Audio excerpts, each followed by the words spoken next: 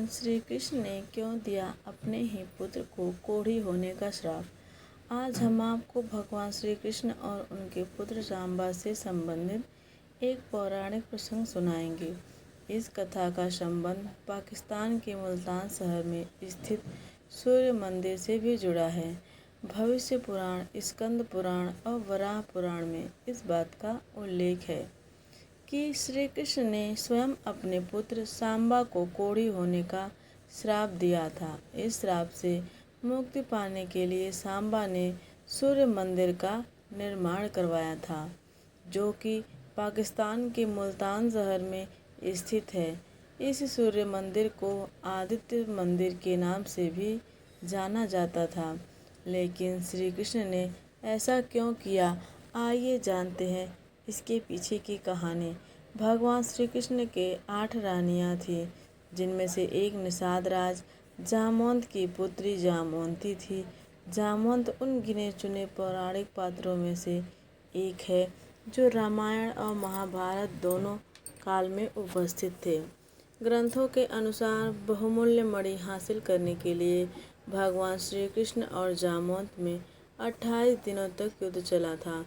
युद्ध के दौरान जब जामवंत ने कृष्ण के स्वरूप को पहचान लिया, तब उन्होंने मणि समेत अपनी पुत्री जामवंती का हाथ भी उन्हें सौंप दिया। कृष्ण और जामवंती के पुत्र का नाम ही सांबा था। देखने में वह इतना आकर्षक था कि कृष्ण की कई छोटी रानियां उसके प्रति आकृष्ट रहती थी। एक दिन कृष्ण की एक रानी ने सांबा की पत्नी का रूप धारण कर सांबा को आलिंगन में भर लिया। उसी समय श्री कृष्ण ने ऐसा करते हुए देख लिया। क्रोधित होते हुए कृष्ण ने अपनी ही पुत्र को कोढ़ी हो जाने और मृत्यु के पश्चात डाकुओं द्वारा उसकी पत्नियों का अपहरण कर ले जाने का श्राप दिया। पुराण में वर्णित है कि महर्षि कटक ने सांबा को इस कोढ़ से मुक्त पाने हेतु सूर्य देव की आराधना करने के लिए कहा। तब सांबा ने चंद्रभागा नदी के किनारे मित्रवन में सूर्य देव का मंदिर बनवाया था और 12 वर्षों तक उन्होंने सूर्य देव की कड़ी तपस्या की। उसी दिन के बाद से आज तक चंद्रभागा नदी को कोढ़ ठीक करने वाली नदी के रूप में ख्याति मिलती है। मान्यता है कि इस नदी में स्नान करने वाले व्यक्ति का कोढ़ जल्दी ठीक हो जाता है। मंदिर का इतिहास। चीन के रहने वाले प्रसिद्ध बौद्ध भिक्षु सुयांग जेंग, जो भारत में बौद्ध धर्म ग्रंथ पढ़ने आए थे, उन्होंने भारत के अलग अलग राज्यों का विचरण कर वहाँ के इतिहास को जानने का प्रयास किया। जेंग ने कई ऐसे स्थानों और धार्मिक स्थलों के प्रति भी दुनिया का ध्यान आकर्षित किया। 641 ईस्वी में सुयांग जेंग इस स्थान पर आए थे। उनका कहना था कि मंदिर में स्थित सूर्य देव की मूर्ति सोने की बनी हुई थी, जिनकी आंखों की जगह पर बहुमूल्य रूबी पत्थर लगाया गया था। सोने चांदी से बने मंदिर के खंभों पर बेशकीमती पत्थर जड़े हुए थे। रोजाना काफ़ी संख्या में हिंदू धर्म के अनुयायी इस मंदिर में पूजा करने आते थे।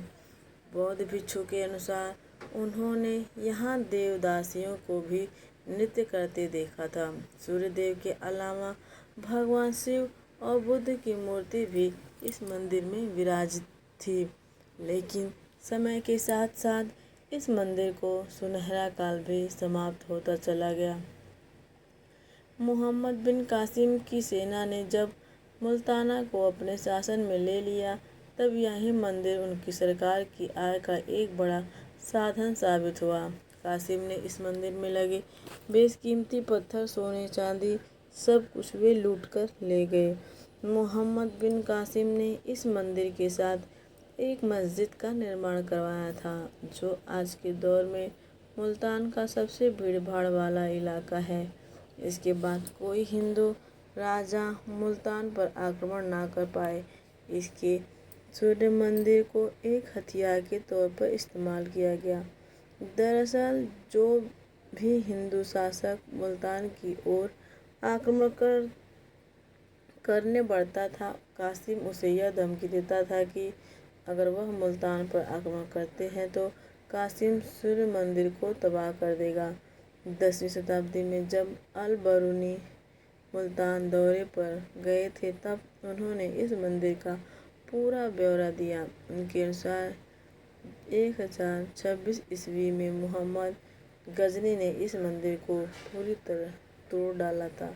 बरूनी के अनुसार 11वीं शताब्दी में कोई भी हिंदू अनुयायी इस मंदिर के दर्शन करने नहीं आ सका, क्योंकि तब तक गजनी इसे पूरी तरह तबाह कर चुका था और दोबारा कभी इस मंदिर को बनाने का प्रयास तक नहीं किया गया।